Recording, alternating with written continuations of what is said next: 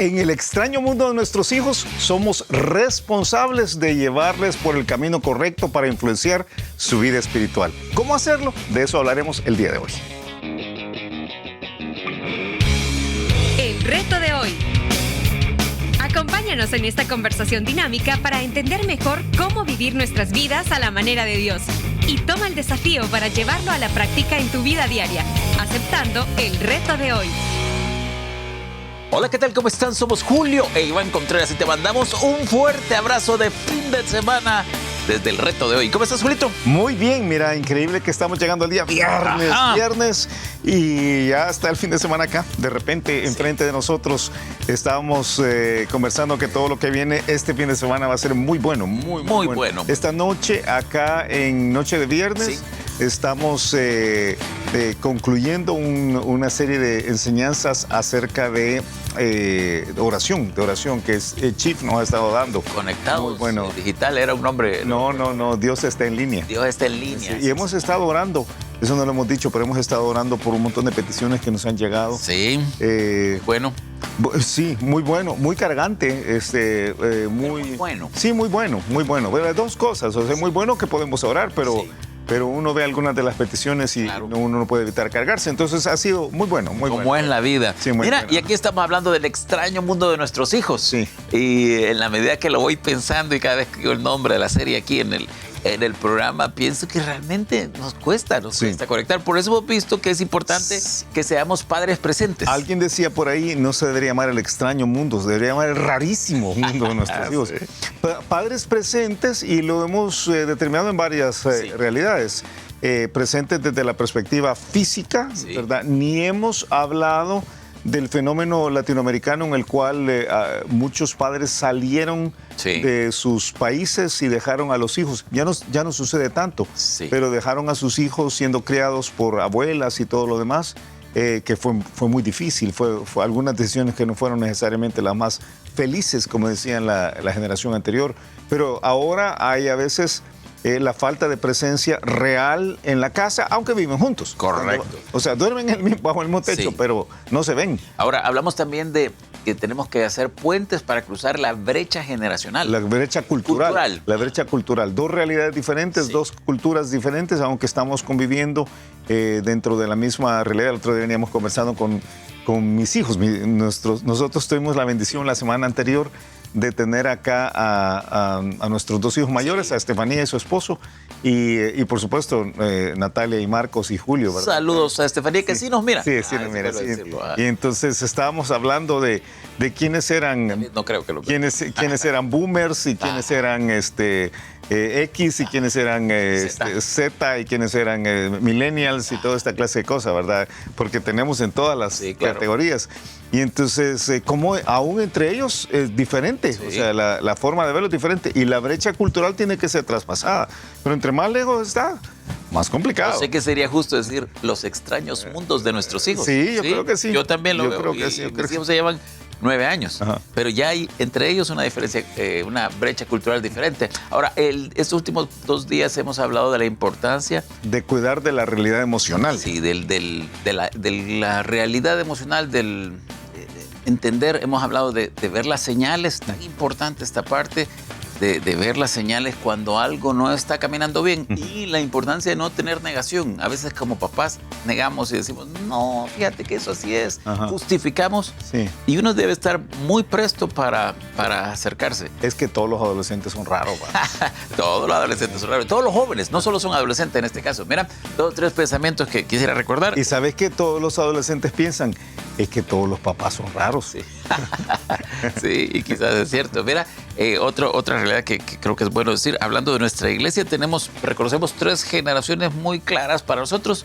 Niños, 0 a 12 años, una forma de pensar. Jóvenes, 13 a 25, diferentes estructuras, pero esos son jóvenes vida nueva. Y lo que llamamos ahora la siguiente generación, que son 25 a 40. Sí. Y tenemos diferentes esfuerzos con cada uno. Sí, mucho sucediendo a lo largo de todo el año, tratando de alcanzarles. Y creo que cada iglesia debería hacerlo, pero creo que cada papá, como estamos viendo ahora, tiene que hacer un esfuerzo por conectar con las diferentes realidades. Ahora nosotros estamos tratando de hacerlo nosotros como Vida Nueva. Estamos tratando de hacerlo desde la perspectiva de la última realidad que vamos a tratar el día de hoy, que es la importancia de cultivar o de cuidar o de cultivar, más bien dicho, la vida espiritual de nuestros hijos. O sea, nosotros creemos, y como yo siempre digo, cuando uno es martillo, ve todo el mundo como un clavo, ¿verdad? Entonces nosotros creemos que la cosa principal es espiritual. Eso es lo que creemos con todo el mundo. Pero algunos no creerán eso. O sea, algunos piensan que lo mejor algunos piensan así. O sea, algunos piensan así. No, si mi hijo si yo puedo llevarlo a hablar 2 idiomas o 3 idiomas para cuando él sale de bachillerato y puede tener una carrera y una maestría. Una carrera, una maestría, se cultiva en un arte marcial o en un deporte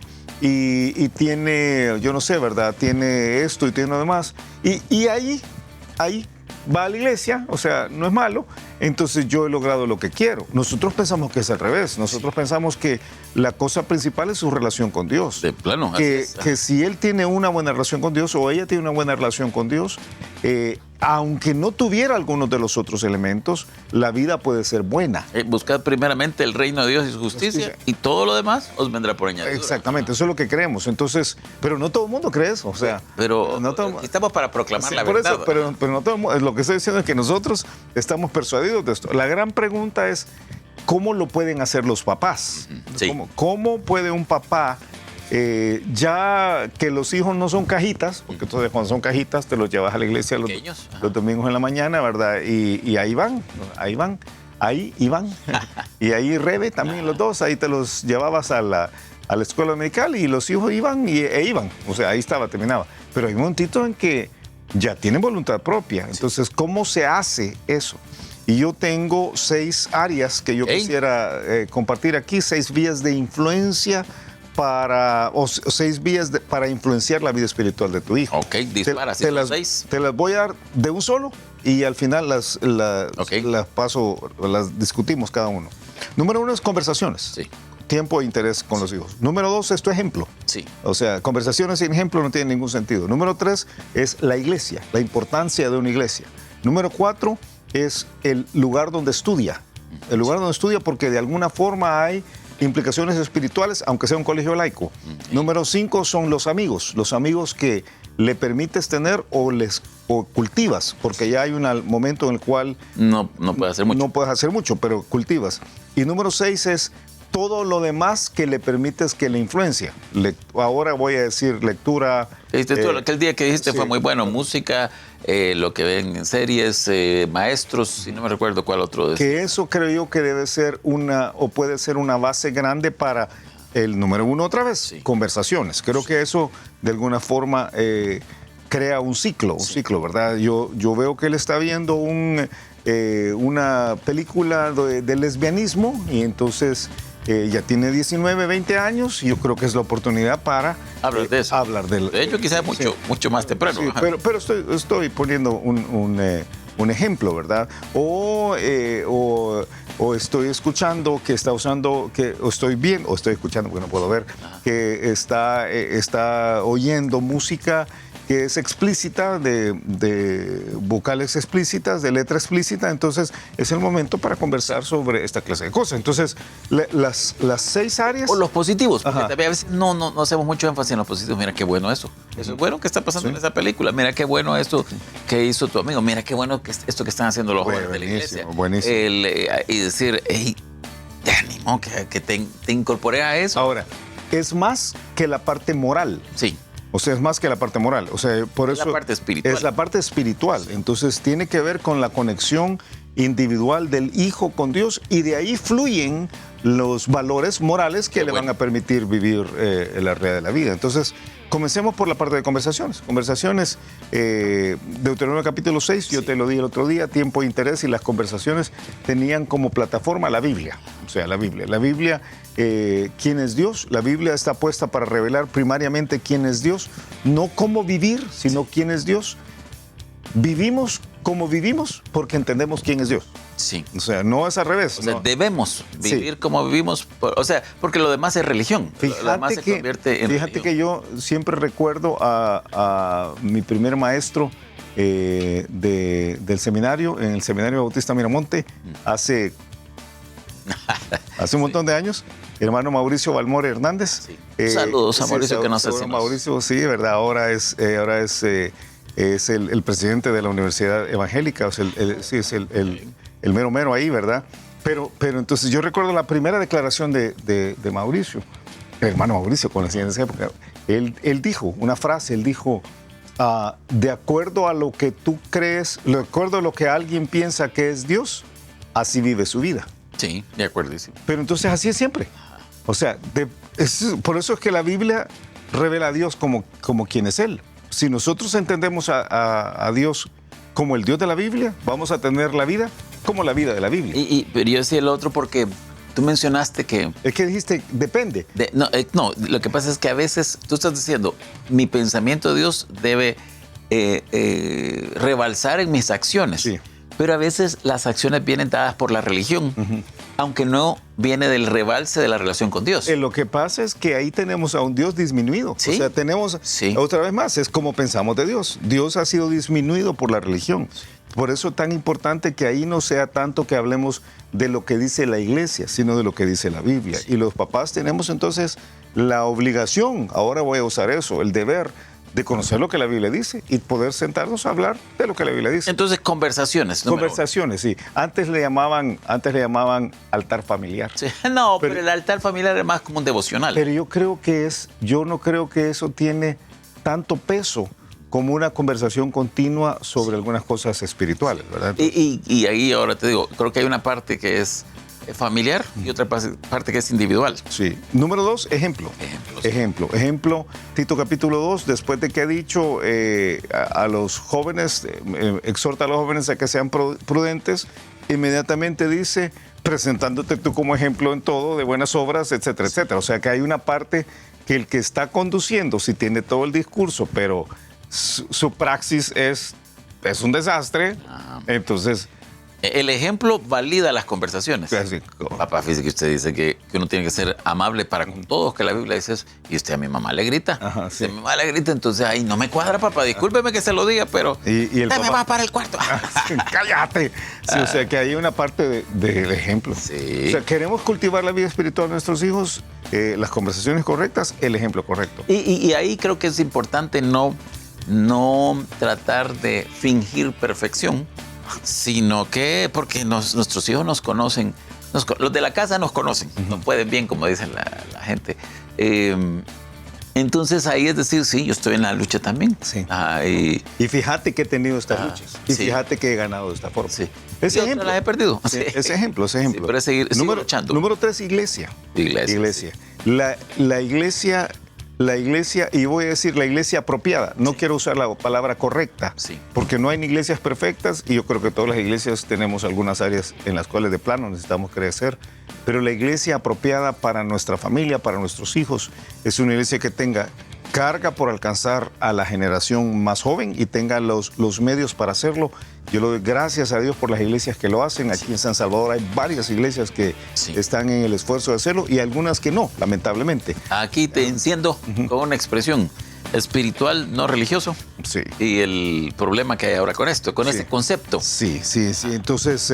¿Qué lo que es? Ajá. Sí, tenemos que tener cuidado porque ese es de los influencers, de todo lo que dicen ahora. Yo puedo tener una relación con Dios, pero no tener una relación con la iglesia. Con la iglesia. Y eso no es cierto. Efesios capítulo 3 dice que Dios ha dejado en esta dispensación a la iglesia como el vehículo para alcanzar aún la realidad celestial. Entonces yo creo que tenemos que tener mucho cuidado con de un plumazo borrar a la iglesia de en medio.